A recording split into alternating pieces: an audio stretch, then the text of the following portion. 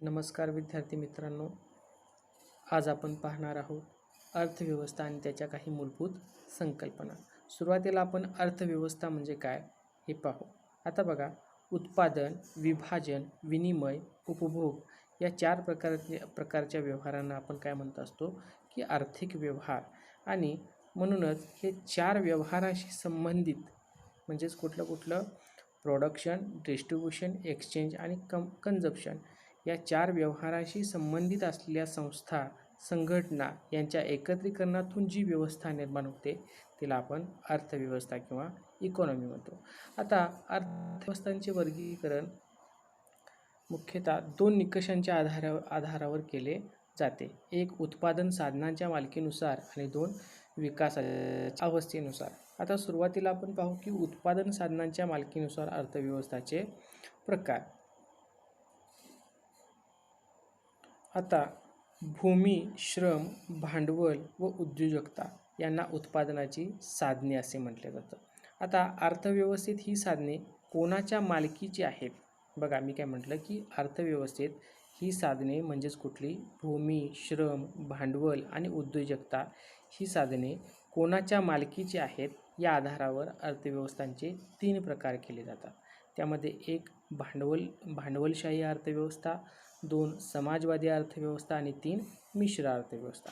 आता आपण बघू की भांडवलशाही अर्थव्यवस्था म्हणजे काय. बघा, अशी अर्थव्यवस्था त्यामध्ये उत्पादनाची साधने खाजगी मालकीची असतात, तसेच वस्तू व सेवांचे उत्पादन खाजगी भांडवलदारामार्फतच होते व त्यांच्या किमती बाजार यंत्रणेकरवी ठरतात. अशा अर्थव्यवस्थेस भांडवलशाही अर्थव्यवस्था असे म्हणतात. आता या भांडवलशाही अर्थव्यवस्थेची आपण काही वैशिष्ट्ये बघूया. बघा, तर उत्पादन साधनांचा, मी काय म्हणतो की उत्पादनाच्या साधनांचा हक्क हा खाजगी मालकीचा असतो. त्याचबरोबर बघा, ही खाजगी इथं आपण सुरुवातीलाच व्याख्येमध्ये काय म्हटलं की याचे उत्पादनाची साधने ही खाजगी मालकीची असतात. त्यामुळे इथं काय होईल तर ग्राहक सार्वभौम ठरेल. बघा, कारण इथं ग्राहक समोर ठेवूनच ते उत्पादन केलं जाईल. त्याचबरोबर इथं हे कशाचा विचार केला जाईल? खाजगी असल्यामुळे तर इथं स्पर्धेचं प्राबल्य म्हणजेच स्पर्धेचा विचार केला जाईल. त्याचबरोबर बघा, किंमत ठरवण्याची प्रक्रिया ही कशी असते? इथं मुक्त असते. म्हणूनच या अर्थव्यवस्थेला मुक्त अर्थव्यवस्था, तसेच हस्तक्षेपविरहित अर्थव्यवस्था, तसेच बाजार अर्थव्यवस्था असे देखील म्हणतात. आता या अर्थव्यवस्थेमध्ये काही दोष देखील आहेत. आता बघा, यामध्ये काय होतं या भांडवलशाही अर्थव्यवस्थेमध्ये मुख्यतः तर सत्तेचे केंद्रीकरण होते. त्याचबरोबर बघा, समाजाच्या कल्याणाचा विचार केला जात नाही. तसेच चैनीच्या वस्तूवर भर दिला जातो.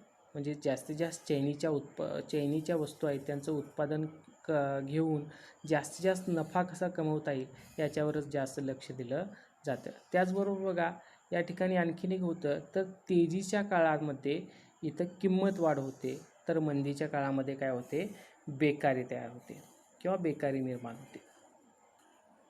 आता यानंतर आपण बघूया की समाजवादी अर्थव्यवस्था म्हणजे काय.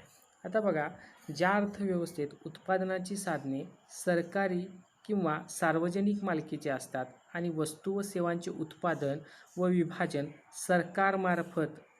सरकारमार्फत चालते, अशा अर्थव्यवस्थेला समाजवादी अर्थव्यवस्था असे म्हणतात. आता आपण समाजवादी अर्थव्यवस्थेची काही वैशिष्ट्ये पाहूया. बघा, यामध्ये अर्थव्यवस्थेची मालकी ही सरकारची असते. त्याचबरोबर बघा, इथं समाजहित लक्षात घेतलं जातं. तसेच निर्णय घेण्याचे स्वातंत्र्य इथं खाजगी व्यक्तींना नसते. आता यामध्ये बघा, आणखीन काय वैशिष्ट्य आहे तर उत्पादन वैयक्तिक नफ्यासाठी केले जात नाही, तर ते कशासाठी? सर्वांचा विचार करून केली जाते. त्याचबरोबर बघा, सामाजिक न्याय प्रस्थापित करणे हे याचं एक मुख्य उद्दिष्ट आहे. तसेच इथं ग्राहक सार्वभौम नसतो, हे देखील समाजवादी अर्थव्यवस्थेचं वैशिष्ट्य आहे. पण यामध्ये काही दोष देखील आहेत. बघा, यामुळे काय होतं तर व्यक्ती स्वातंत्र्याचा लोप होतो. तसेच सरकारी यंत्रणांच्या मार्फत हुकुमशाही व यंत्रांचा अपव्यय होण्याची शक्यता जास्त असते. बघा, ही समाजवादी अर्थव्यवस्था अशा प्रकारची अर्थव्यवस्था 1991 साली रशियाने या अर्थव्यवस्थेचा समाजवादी अर्थव्यवस्थेचा त्याग केला. चीन बघा सध्या राजकीयदृष्ट्या साम्यवादी आहे, तर आर्थिकदृष्ट्या कसा आहे भांडवलशाही आहे. आणि सध्या केवळ क्युबा आणि उत्तर कोरिया हे दोनच देश कसे आहेत साम्यवादी देश म्हणून ओळखले जातात. आता आपण तिसरा प्रकार पाहू की मिश्र अर्थव्यवस्था. आता बघा, भांडवलशाही आणि समाजवाद या दोन्ही अर्थव्यवस्थांमधील दोष टाळून चांगल्या गुणांचा समन्वय साधण्याचा प्रयत्न करणाऱ्या अर्थव्यवस्थेस मिश्र अर्थव्यवस्था असे म्हणतात.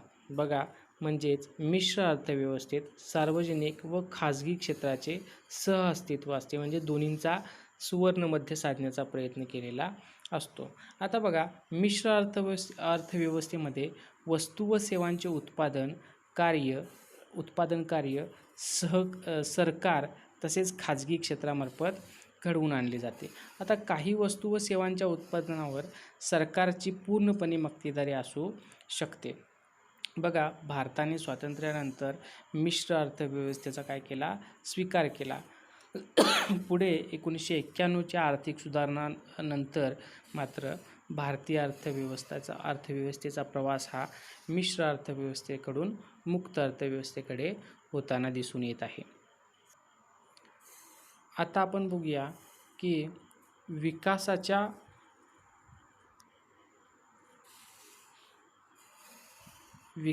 अवस्थेनुसार अर्थव्यवस्थांचे प्रकार.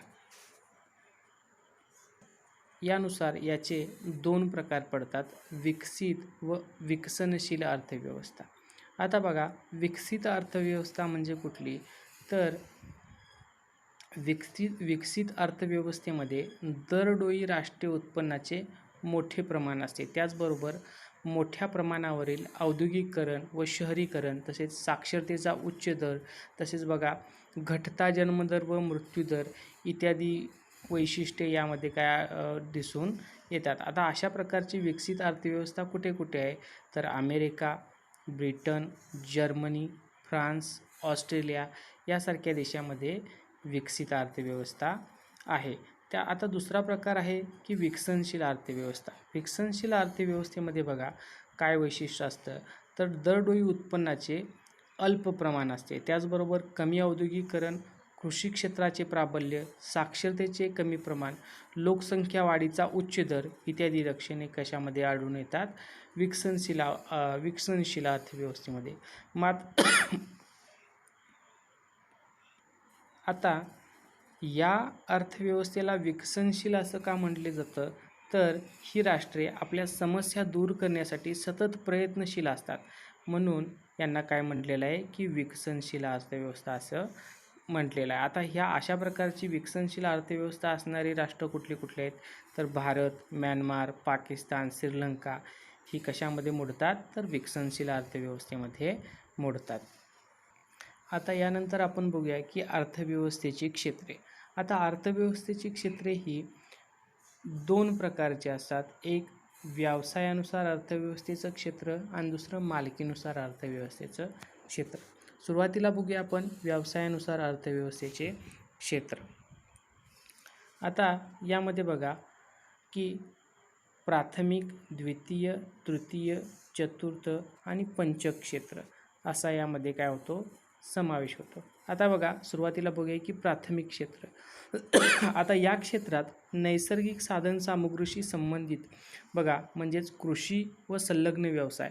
आता कृषी आणि संलग्नमध्ये कुठले येतात, तर पशुसंवर्धन, मत्स्य व्यवसाय, रेशीम उत्पादन इत्यादींचा काय होतो समावेश होतो. त्याचबरोबर बघा जंगल संपत्ती, खाणी व खनिज उत्पादने यामध्ये बघा कोळसा, पेट्रोलियम, लोह खनिज इत्यादींचे उत्खनन इत्यादी उपक्रमांचा कशामध्ये समावेश होतो? प्राथमिक क्षेत्रामध्ये समावेश होतो. आता ह्या प्राथमिक क्षेत्रास कृषी व संलग्न क्षेत्र असे देखील म्हटले जाते. आता यानंतर बघा द्वितीय क्षेत्र. आता या क्षेत्रात प्राथमिक क्षेत्रामधून ज्या वस्तू मिळणार आहेत किंवा प्राप्त होणार आहेत त्या वस्तूवर प्रक्रिया करून दुसऱ्या प्रकारच्या वस्तू तयार केल्या जातात. त्यामुळे या क्षेत्रास उद्योग क्षेत्र असे देखील म्हटले जाते. आता या क्षेत्रात बघा कारखानदारी, बांधकाम, वीज निर्मिती, पाणी पुरवठा या व्यवसायांचा समावेश होतो. त्यानंतर बघा तृतीय क्षेत्र. आता या क्षेत्रामध्ये प्राथमिक व द्वितीय क्षेत्रांना पूरक असणाऱ्या विविध सेवांचा समावेश होतो. आता यामुळे बघा या क्षेत्राला सेवा क्षेत्र असे म्हटलेलं आहे.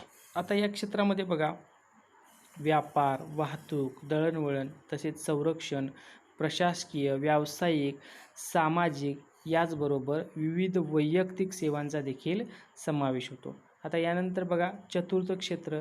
आता या क्षेत्रात उच्च बौद्धिक क्षमतेचा वापर ज्या व्यवसायामध्ये करण्यात येतो त्यांचा समावेश कशामध्ये होतो? चतुर्थ क्षेत्रामध्ये होतो. आता असे व्यवसाय उच्च ज्ञानाशी संबंधित असून त्यांचा संबंध संकल्पनांची निर्मिती, संशोधन व विकास यांच्याशी असतो. आता यामध्ये बघा विशेषीकृत ज्ञान, माहिती तंत्रज्ञान विषयक कौशल्य, व्यवस्थापकीय कौशल्य, विश्लेषणात्मक क्षमता इत्यादींचा वापर केला जातो. आता या व्यवसायामध्ये संशोधन व विकास कार्य म्हणजेच रिसर्च अँड डेव्हलपमेंट त्याचबरोबर उन्नत सेवांचा समावेश होतो. आता त्यानंतर बघू आपण की पंचक्षेत्र. पंचक्षेत्रामध्ये समाजातील व अर्थव्यवस्थेतील सर्वोच्च स्तरावरील निर्णय प्रक्रियेचा समावेश होतो. आता यामध्ये बघा सरकार, विज्ञान, विद्यापीठे, गैरसरकारी संस्था, आरोग्य सेवा, संस्कृती, प्रसार माध्यमे इत्यादी क्षेत्रांचा उच्चस्तरीय कार्यकारी संचालक व अधिकाऱ्यांचा समावेश होतो. आता आपण पाहू की मालकीनुसार अर्थव्यवस्थेची क्षेत्रे. आता यामध्ये बघा पहिल्यांदा येतं की सार्वजनिक क्षेत्र. आता सार्वजनिक क्षेत्र म्हणजे काय? तर या क्षेत्रात सरकारमार्फत चालवले जाणारे सर्व उद्योगांचा होतो? समावेश होतो. मग यामध्ये रेल्वे असेल, शस्त्रास्त्रे असतील, दूरदर्शन असेल, पेट्रोलियमचा व्यवसाय असेल यांचा समावेश होतो. त्यानंतर दुसरं क्षेत्र आहे खाजगी क्षेत्र. आता खाजगी क्षेत्र म्हणजे काय? तर असे क्षेत्र की ज्यातील उद्योग व्यवसायावर खाजगी व्यक्ती किंवा व्यक्ती समूहाची मालकी असते. आता वैयक्तिक लाभ मिळवणे हे खाजगी क्षेत्राचे मूलभूत उद्दिष्ट किंवा वैशिष्ट्यच आहे. आता यामध्ये कशाचं बघा कृषी व पूरक उद्योग, लघु उद्योग, घाऊक व किरकोळ व्यापार यांचा कशामध्ये समावेश होतो? खाजगी क्षेत्रामध्ये. आता त्यानंतर बघूया की संयुक्त क्षेत्र. आता या क्षेत्रात येणाऱ्या उद्योग व्यवसायावर सरकार तसेच खाजगी व्यक्ती किंवा व्यक्ती समूहाची संयुक्त मालकी, व्यवस्थापन व नियंत्रण असते. आता त्यानंतर चौथा प्रकार आहे की सहकारी क्षेत्र. आता या क्षेत्रात सहकारी तत्वावर स्थापन करण्यात आलेल्या संस्थांचा किंवा उद्योगांचा समावेश होतो. आता सहकारी क्षेत्र हा खाजगी क्षेत्राचाच एक कसा आहे उपप्रकार मानला जातो किंवा मानता येईल. आता सहकारात मालकी ही खाजगीच पण व्यक्तीऐवजी कुणाची असते? समूहाची असते. आता भांडवलशाही व समाजवाद या दोन अर्थप्रणालींचा सुवर्ण मध्य म्हणजेच सहकार होय. आता सहकाराचे वैशिष्ट्य हे आहे की सभासदाने आणलेले भांडवल कितीही असले तरी एक सभासद एक मत या तत्वावर सहकारी संस्थांचा कारभार चालत असतो. धन्यवाद.